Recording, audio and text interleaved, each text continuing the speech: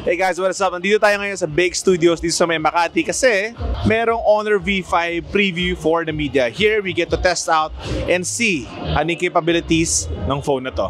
At marami pang iba. Tara, ikot tayo.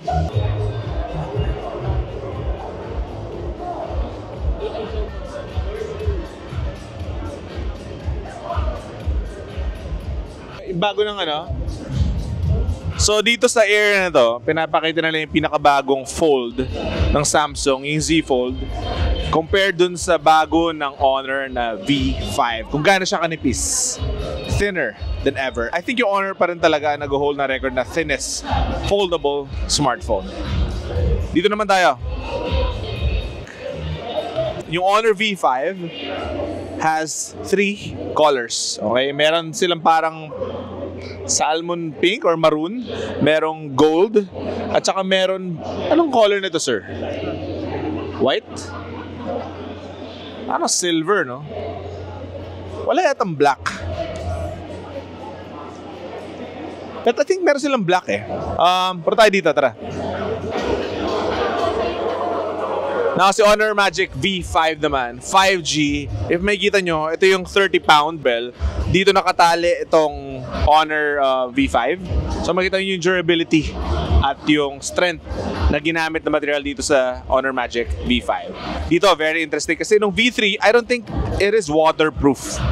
Pero dito sa Magic V5 ngayon, waterproof siya. Kanina pa siya nakababad actually. May isda. So I think yung V3 hindi siya waterproof. Itong V5 parang waterproof talaga siya. Matagal siya doon kanina pa. And gumagana naman siya. Tingnan natin kung gumagana. Taas ko nga lang ulit. Sige sir.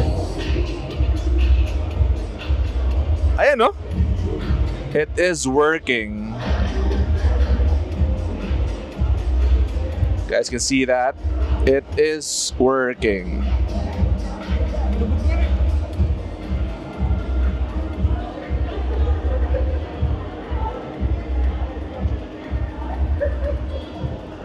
Thank you, sir. Sorry. Solid. Ayan, kita nyo naman. It's working. They're talking about yung lightness niya. So may blower dito, may air. Tapos binublow lang siya pataas. At may kita nyo talagang hinahangin siya. Wala siyang taling iba, kundi ito.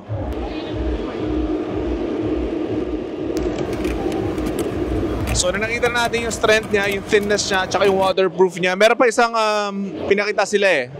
Check nyo to ah.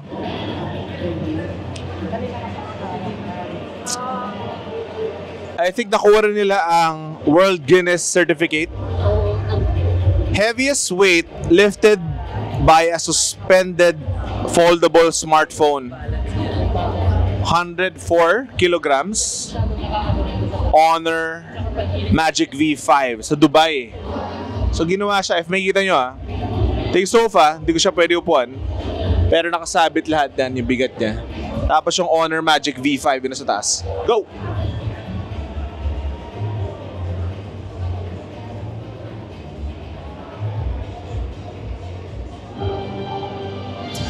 Okay, mag-start na yung program. Balik tayo later, okay? See you guys in a bit. Welcome, the PR Supervisor of Honor Philippines, Dennis Santos.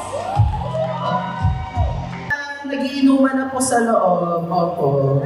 Pwede po nga. Pasok po muna. 15% more silicon content on the battery, which leads to 5,820 milliamperes of battery.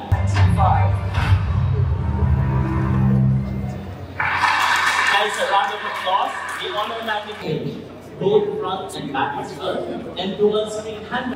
Okay guys, meron tayong na-miss out kanina, hindi natin nasama. Pero ito yung kanilang ilo-launch pa lang. Actually, kakarating lang nito a few days ago daw. Hinabol lang nila for this event. This is the Honor Magic Pad 3. Okay? We're gonna do a proper unboxing of this, pero gusto ko lang pakita sa inyo. It comes with a pen as well. Maka Magic Pen ang tawag nila dito. Tapos, malakas din yung magnet niya to hold yung tablet in place. And ito siya, if you wanna close it. Pero ang nipis din niya. At saka malaki siya. Saka medyo, ito yung camera niya. AI camera. 13 megapixel ba to? Honor, tapos may branded din ng Honor dito. Pero malaki siya. To set it up, ganyan. Pwede siya mag-stand, may hati siya dyan. Tapos bababa mo lang siya ganyan. Sa keyboard niya. What's nice about this one, kasi this one has a trackpad as well. Ayan siya. So para siyang PC na rin. So syempre, malamang pwede mo i-connect yung Honor phone mo dito, tapos you can transfer files seamlessly dito sa kanilang Magic OS. Ang dami. So may Google Apps din siya, Gemini, Facebook, and everything is here. I'm curious to know if meron ba silang pen, no? Or yung mga medyo artsy feature dito para ma-maximize mo yung pen niya.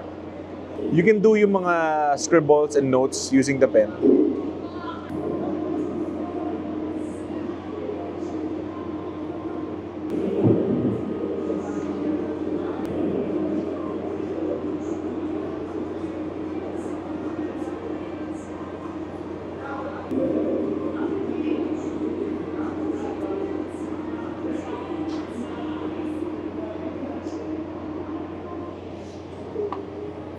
Anyways, that is it.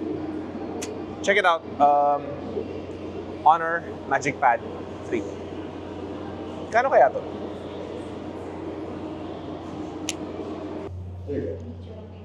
Okay, quiet on set. Wow. May audio, sorry. Kuya, video lang ako ha. Hindi, okay lang. Sige lang, mag-chika lang kayo kasi pag malakas lang. Okay lang.